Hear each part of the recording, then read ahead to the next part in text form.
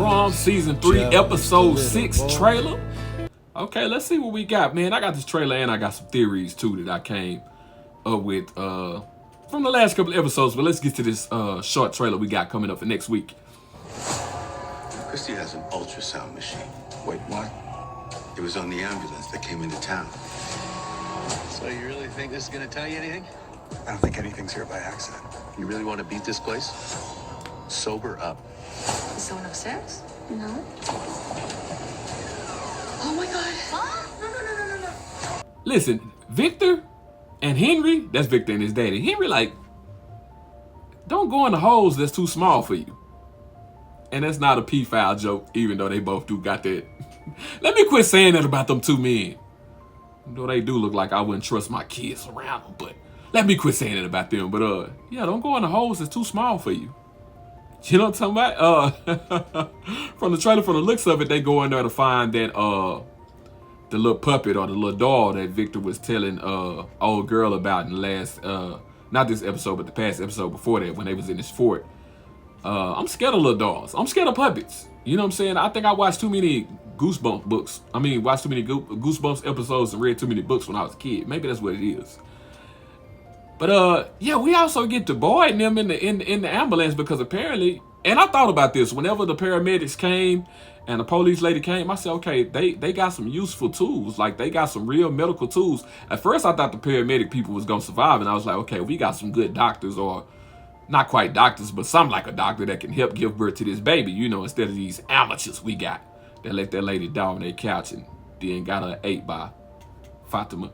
But anyway, yeah, man, and boy, tell them they got an ultrasound on this ambulance, so we finna check out what's going on inside Fatima's belly. Reason why she up here chewing on dead people residue and old dry food and fruits, rotten food and fruits. And from the look of Boyd's eyes, like I'm just saying, from the look from this still shot, I don't know, man.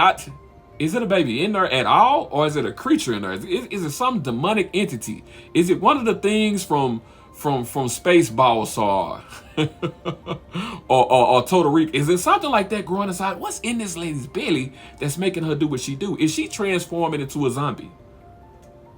Is she pregnant by something else's baby other than Ellis? Because she is a freak of the week. I ain't forgot that. Nigga. I keep bringing it up when I told y'all that she was kissing on Julie, the little Matthew's kid. You a freaky ass nigga. Fatima was pretty free. Like, she's one of those sexually liberal. Savage! I'm a savage! And that made me get back to Ellis. Ellis is savage! Whatever I want, I'm going to get! If I'm bored, I'm kind of disappointed in my son and having Ellis as a son. I understand that I had to kill his mama. No! All this stuff like that. But Ellis, just don't stand on business. You don't stand on business. I mean, Dale died last week. He ended up stuck in the wall from the pool. And we got to worry about Dale's body. Is they going to bust that concrete open to get Dale's body out of there?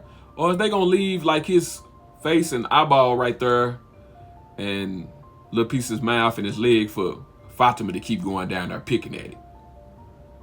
You know what I'm talking about? They might think the crows did it, but we really know it's going to be Fatima. At the end of the day. But yeah, man, I ain't forgot that Dale had stabbed Ellis last season, or was that season 1 when he poked him up?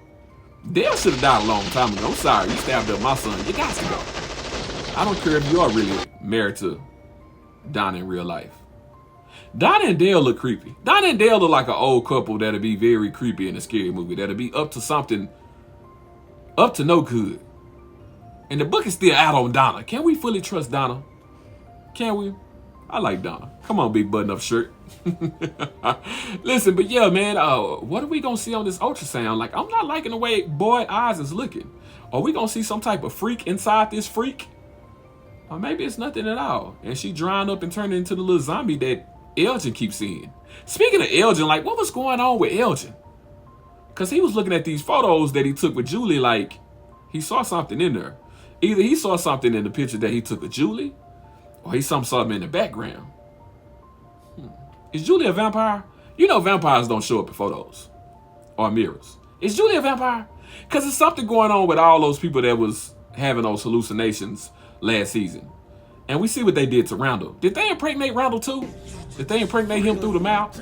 Because he's a man. He don't have a womb. I mean, unless they... But they split his mouth open like the Joker. Do you know how I got these scars? Listen, going back to Randall, like, You better hug yourself, take it easy. You fucking let me out there, man. Fucking let me out there!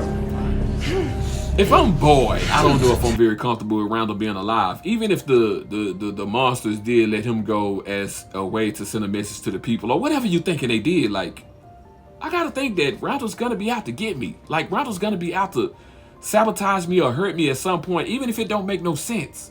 Because logically, and I don't think Randall's that. I just think Randall got a bad attitude. Dale had a bad attitude too. They both give me Scorpio energy. I know a little something about that. But look, logically you would think Boyd can't kill these monsters. If Boyd would have jumped in to save Randall, Boyd would have died too. Now maybe Boyd could have backed the ambulance up, but he probably would have ran over the monsters too if he would have did. They ran over the monsters and Randall.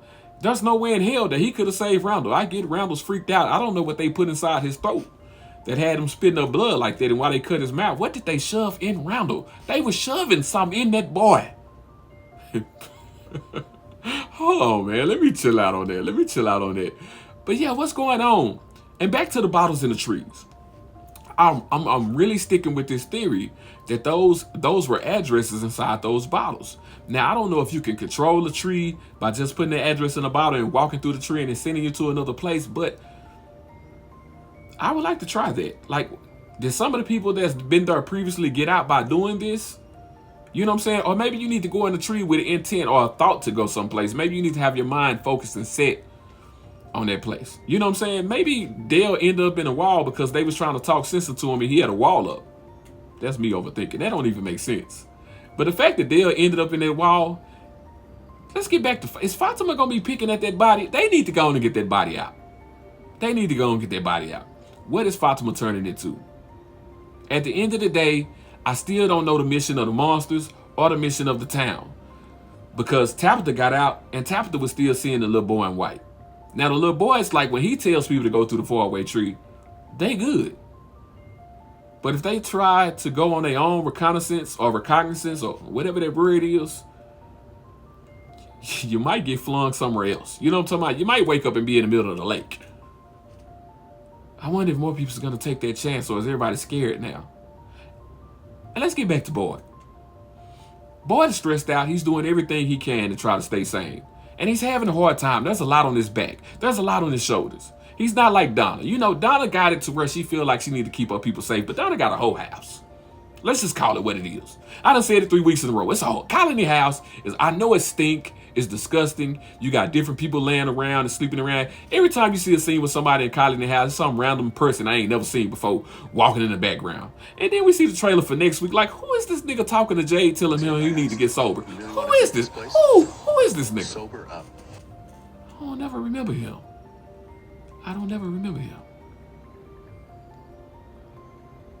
But yeah, what's going on?